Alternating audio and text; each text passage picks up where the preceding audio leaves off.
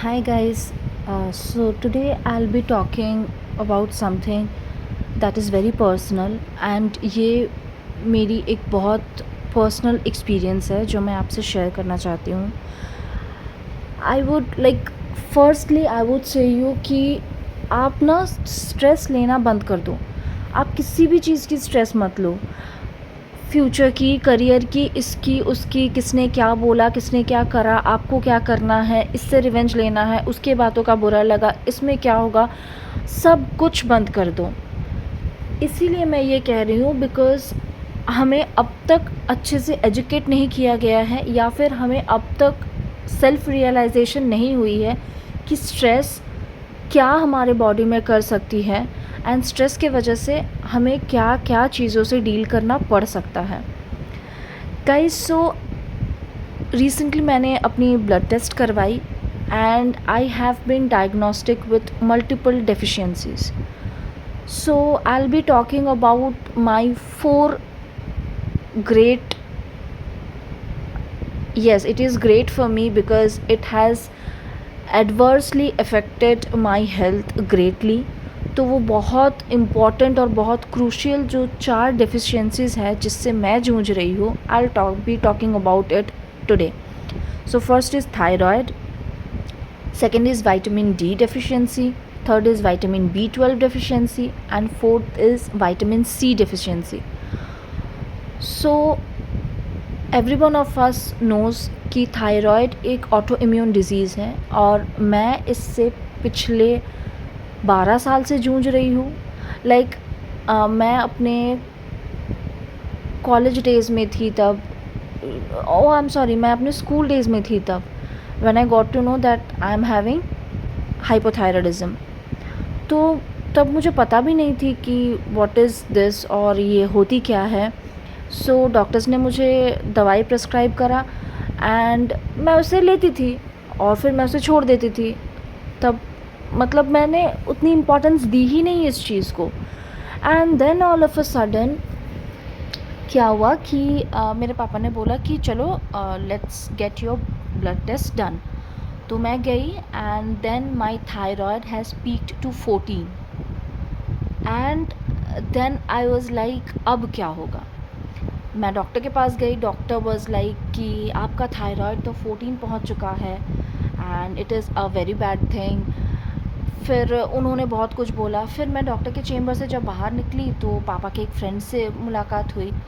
तो पापा ने पूछा कि तुम यहाँ क्या कर रहे हो. देन उन्होंने बताया कि मेरी बीवी हॉस्पिटल में एडमिट है क्योंकि उसका सर्जरी हुआ है.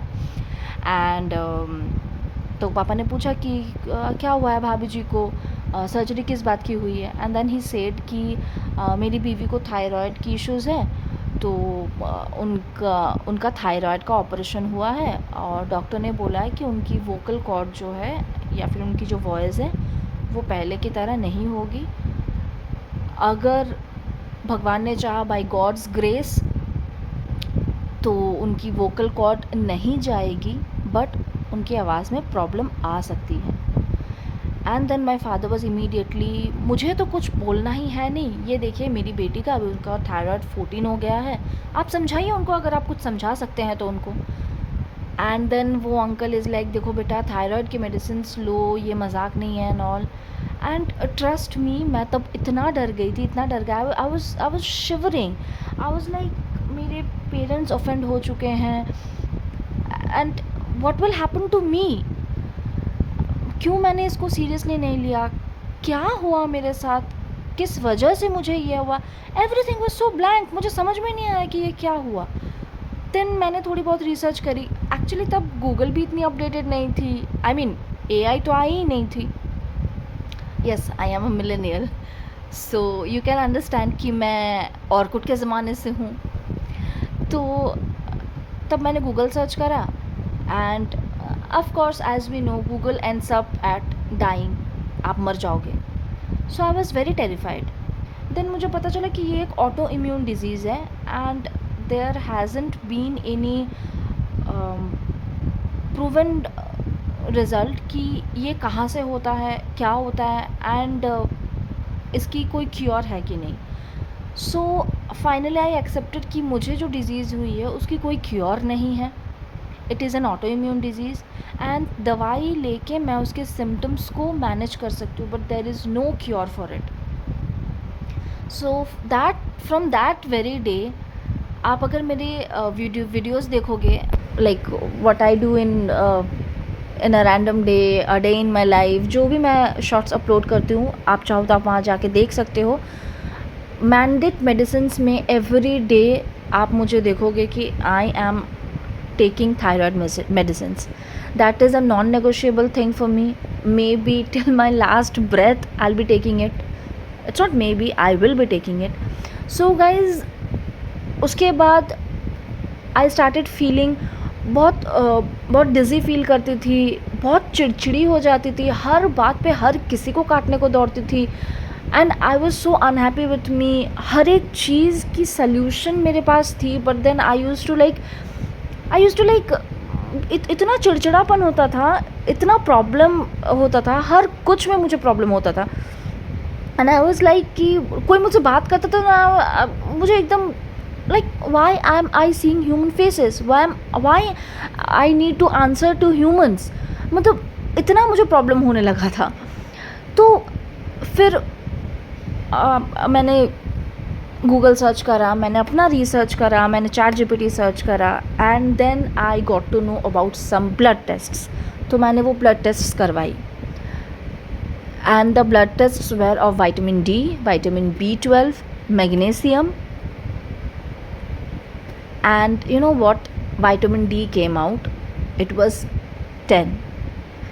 and आप यकीन नहीं करोगे, मुझे इतना पेन होता था घुटनों में, मुझे इतना पेन होता था बॉडी में, एंड आई वाज लाइक कि मैंने तो कुछ किया ही नहीं पूरा दिन. वीकेंड्स में जब मेरी ऑफिस नहीं रहती है, वीकेंड्स में मैं पूरे दिन कुछ नहीं करती थी, एंड फिर भी मैं बेड से उठ नहीं पाती थी बिकॉज मेरे पास एनर्जी ही नहीं थी. Everything used to be so forced, बहुत सब कुछ फोर्सफुल लगता था, कुछ भी करना एक बहुत बड़ा बर्डन लगता था. And vitamin B12 it came out 130. Doctors were like कि आप इतना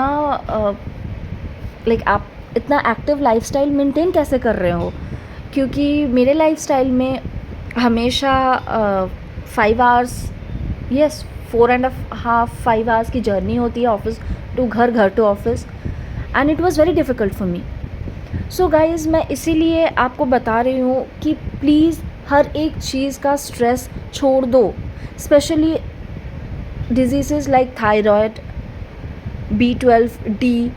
आई नो आप अगर रिसर्च करोगे, मैंने भी रिसर्च करा, and they are saying that it is not directly linked, but it raises your cortisol, and for that you get immensely affected. These medicines help you directly absorb the minerals, everything that is required to maintain your levels, but cortisol erupts it. Please guys, it's my earnest request, आप सारे stress छोड़ दो, सब कुछ, like life is a jigsaw puzzle. एक puzzle, एक मेज़ सही जगह पे बैठ जाएगी ना, तो everything falls into place in the right time. Trust me, and अपने हेल्थ पे ध्यान दो, लीव एवरीथिंग अपार्ट, सब कुछ छोड़ दो.